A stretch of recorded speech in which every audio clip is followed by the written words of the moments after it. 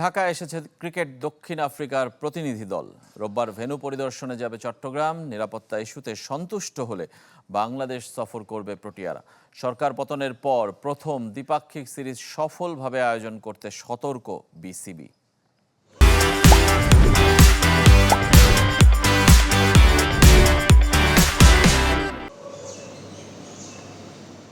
Cricket বোর্ডে সেনাবাহিনীর টহল সরকার পরিবর্তনের পর যা নিয়মিত দৃশ্য। তবে এদিনের বিষয়টা ভিন্ন। সেনা সদস্যরা ঘুরে দেখেছে হোম অফ ক্রিকেট। মাঠ থেকে গ্যালারি, বোর্ড সভাপতির সাথে সভা করেছে আইন শৃঙ্খলা রক্ষাকারী বাহিনীর সদস্যরা। কারণটা দক্ষিণ আফ্রিকা সিরিজ। 16 অক্টোবর ঢাকায় আসার কথা প্রোটিয়াদের।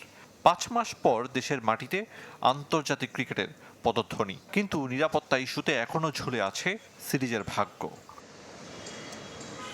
ঢাকায় এসেছে ক্রিকেট দক্ষিণ আফ্রিকার প্রতিনিধি দল। রোববার যাবে চট্টগ্রাম। সাগরিকার পর পর্যবেক্ষণ করবে মিরপুর শেরি বাংলা। প্রতিনিধি দলের রিপোর্টের ভিত্তিতে বাংলাদেশ সফর নিয়ে সিদ্ধান্ত নেবে প্রোটিয়া বোর্ড।